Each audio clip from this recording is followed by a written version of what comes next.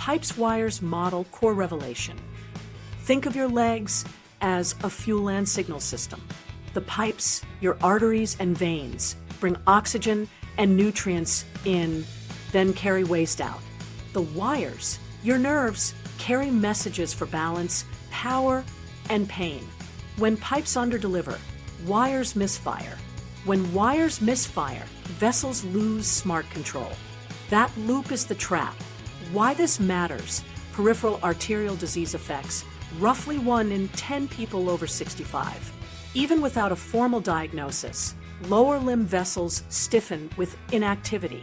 Uninterrupted sitting hits the arteries in your legs hardest, so long TV blocks and car rides quietly stall your flow. Nerves are oxygen hungry, so when flow drops, they're first to complain. Burning at night, tingling in toes, slower reactions. This clicked for me when a client said, "I walk more and it hurts more." Most people are told just walk, but here's the catch. Walking on cold pipes and sleepy nerves can flare symptoms. Underfueled, nerves scream, and claudication, the calf ache that shows up after a few blocks, kicks harder. Therefore, we prime flow first, then wake the nerves, then load the muscles. Sequence matters. Let me show you exactly how to recognize the loop. Red flags from the pipe's side include cold feet that don't warm quickly, calf ache that appears at a predictable distance and eases with rest, and slow toe color refill. From the wire side, watch for numb big toes or pinky toes burning at night, and wobbly balance when you close your eyes. From the function side, a slow 5 times sit to stand. Over 12 seconds, signals higher fall risk and lower power. From the skin and nails, shiny hairless shins, slow nail growth, and wounds that linger are all whispers of low perfusion. We're going to anchor to 2 simple clinical targets you can test at home. First, capillary refill. Elevate your legs for about 30 seconds, lower them, and count how fast your big toe pad turns pink. The target is 3 seconds or less than or equal to 3 seconds. Slower than that suggests sluggish microcirculation. Second, the 5 times sit to stand. Arms crossed, stand up and sit down 5 times as fast as is safe. Under 12 seconds, less than 12 seconds, points to lower fall risk and better leg power.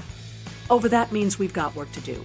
Here's the shortcut nobody teaches. Nitric oxide is your body's natural vessel dilator, and leafy greens and beets boost it. But if you use antibacterial mouthwash, you can block the mouth bacteria that convert nitrate to nitric oxide.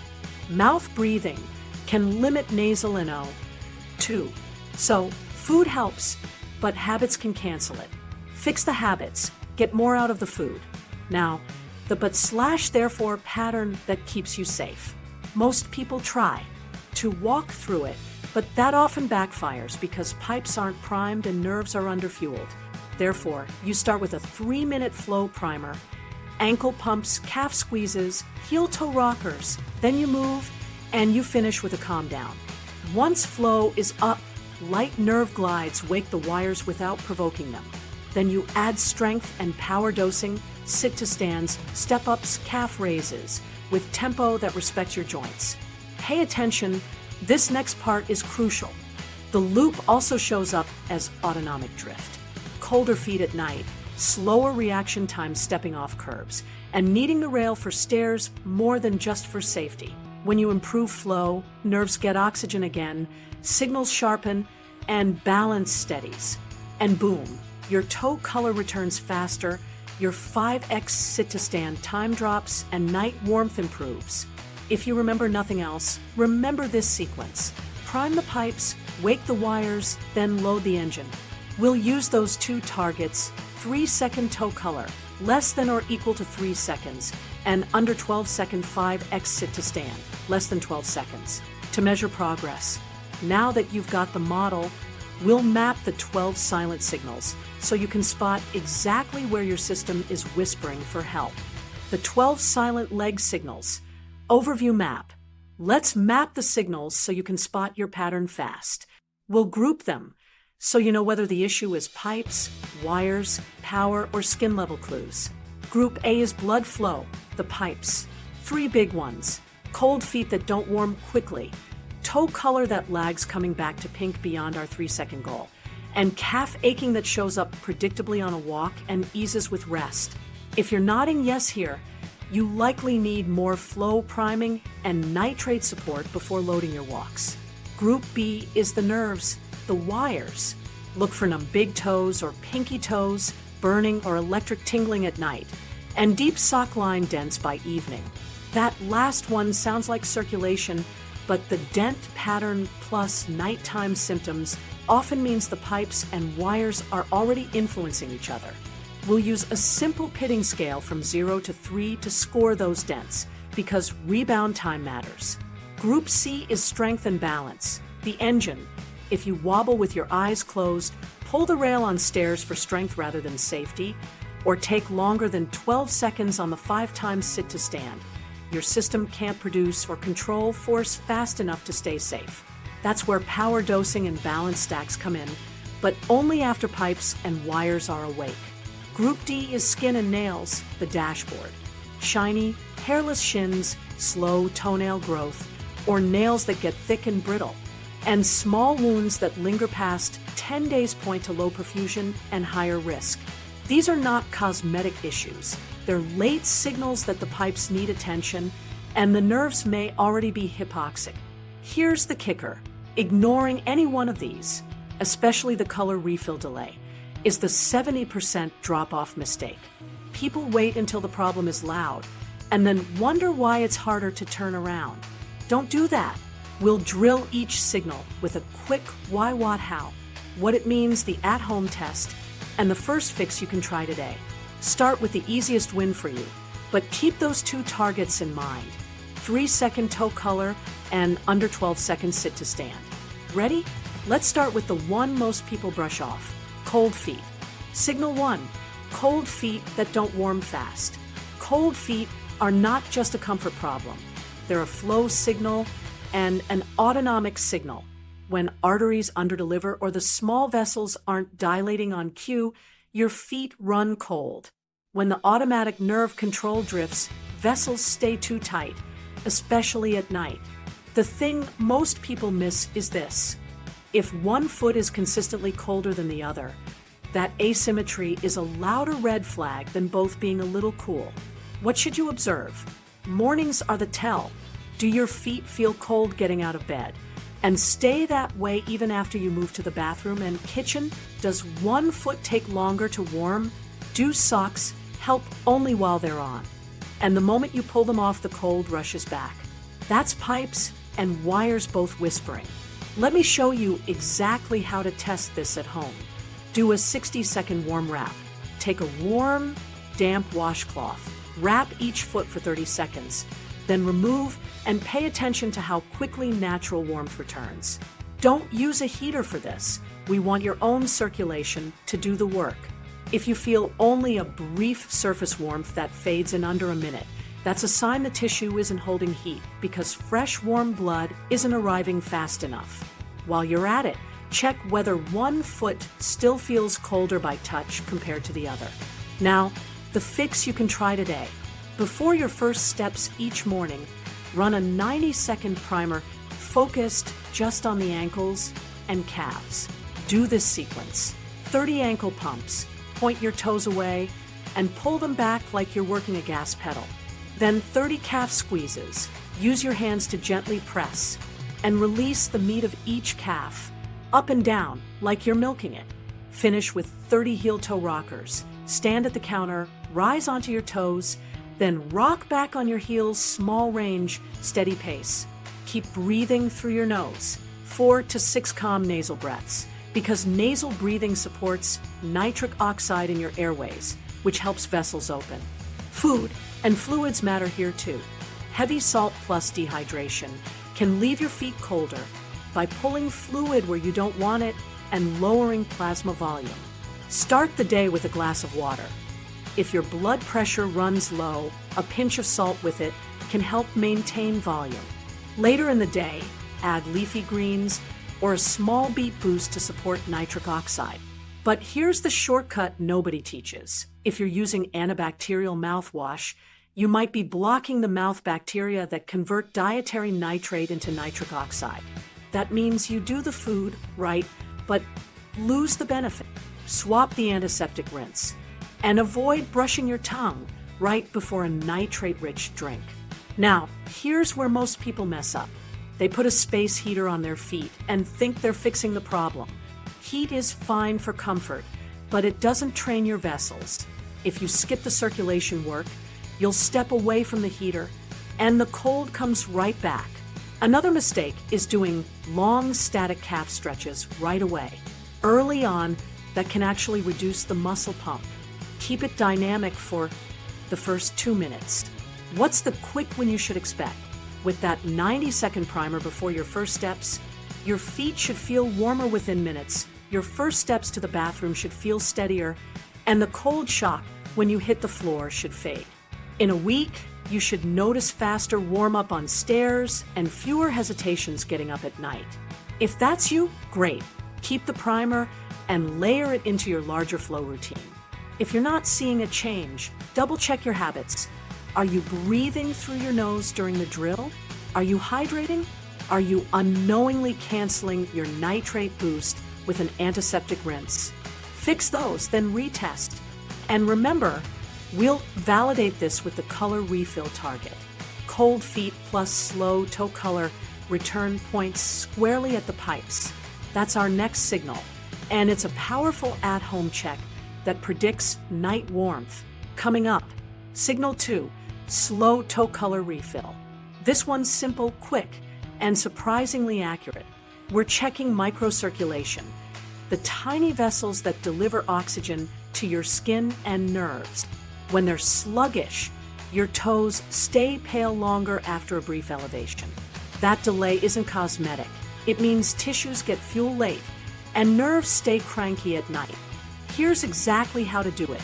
Sit or lie back and elevate both legs so your feet are above heart level for 30 seconds. You can rest your heels on a pillow or the back of a couch.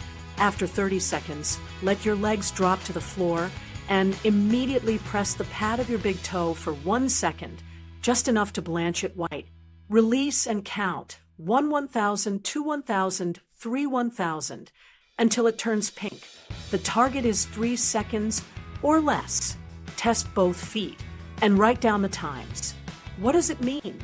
3 seconds or faster is a green light for capillary refill. 4 to 5 seconds is a yellow flag. Your pipes need priming before any hard efforts. 6 seconds or more is a red flag to be cautious with loading and to consider talking with your clinician, especially if it's asymmetrical or paired with calf ache on walks. If one foot is consistently slower, that asymmetry carries more weight than a small delay on both. Now, the fix. The fastest lever is movement that specifically pumps blood through the foot and calf without overtaxing the system. Do 60 seconds of heel-toe rockers twice a day. Standing at the counter, rise onto the balls of your feet, then gently rock back so your forefoot lifts. Small range, steady rhythm, breathe through your nose. Pair that with a 5-minute easy walk after meals, breakfast, and lunch are best to use digestion plus muscle pump to push flow to the legs. Here's the shortcut nobody teaches. Boost nitric oxide and stop blocking. Leafy greens and beets supply nitrate, which your mouth bacteria convert to nitrite and then nitric oxide, a natural vessel opener. Antibacterial mouthwash wipes out those helpful bacteria, so you lose the upgrade. 2 moves. Skip antiseptic rinses near nitrate-rich meals or switch to a non-antibacterial rinse. And avoid brushing your tongue right before a nitrate-rich drink or salad. Also, keep your mouth closed during walks when you can. Nasal breathing supports nitric oxide in your airways and helps vessels open. Common mistakes to avoid. Testing right after a hot shower or with cold feet from outside. That skews results. Test at the same time of day, room temperature, and seated, not dangling feet for minutes first. Don't press the toe too hard or too long. 1 second is enough. And don't jump to Hard intervals, if your refill is slow, you'll provoke symptoms and quit early. Quick win to expect. Within a week of daily rockers plus post-meal walks, many people see a 1 to 2 second improvement toward that 3-second target and notice warmer feet at night. Retest every 3 to 4 days. If your number drops and stays lower, you're priming the pipes. If it won't budge, check for the mouthwash trap, bump your greens and beets at lunch, and add a few sips of water mid-morning. When your color speeds up, night warmth usually follows. Signal 3. Calf ache after 2 to 3 blocks. If your calf starts aching or tightening after 2 or 3 blocks, and then eases when you stop, that pattern matters. Pain with predictable distance plus quick relief with rest is classic intermittent claudication, pipes struggling to deliver fuel under load. Deconditioning pain usually warms up and fades as you keep moving. Claudication flares with effort and settles when you pause. The reason this matters: starving muscles demand more oxygen, but narrowed arteries can't keep up. Push too hard on cold pipes, and you'll flare, back off, and slowly shrink your walking world. Let me show you exactly how to test this. Pick a flat route you can repeat. Warm the pipes first with 1 minute of ankle pumps and heel-toe rockers. Start a timer and walk at your normal outdoor pace. Note the exact spot or time when the ache first appears. Call that pain onset distance. Keep walking if the pain is mild. And note the spot where you must slow or stop. Call that stop point. Stop, stand still, and time how long it takes for the ache to fade to 0. That's recovery time. Then, after the pain clears, resume an easier pace for a minute and finish. Back home, cross-check capillary refill. If it's slower than 3 seconds, that strengthens the pipes hypothesis. Now the fix. The game changer here is interval walking that stays just under your ceiling so the pipes adapt without blowing up the nerves. Do this 3 to 5 days per week. 1 minute brisk, 1 minute easy, repeat 10 times. On the brisk minutes, aim for a 5 to 6 out of 10 effort. Enough to challenge, not enough to spike pain past moderate. If pain climbs to a 6, use the next easy minute to settle it. Over weeks, the brisk minute stretches further before pain shows. That means pipes are adapting. 2 support moves help a lot. First, consider light compression, 15 to 20 millimeters of mercury, during walks if you get heavy legs or evening swelling. It supports venous return without clamping arteries. Second, stack your walk 30 to 60 minutes after a nitrate-rich lunch, greens or beets, and skip antibacterial mouthwash, so you actually get the nitric oxide boost. Nasal breathing on the easy minutes helps too. Common mistakes that stall progress: pushing through level, 8 pain thinking, no pain, no gain. That backfires. Nerves scream from falls apart and you cut sessions short. Another trap is starting cold. No flow primer, no warm up, then flaring in minute 2 and quitting. And don't jump to hills yet. Flat ground lets you dose effort precisely. What results should you expect? A quick win is steadier pacing without sudden shutdowns.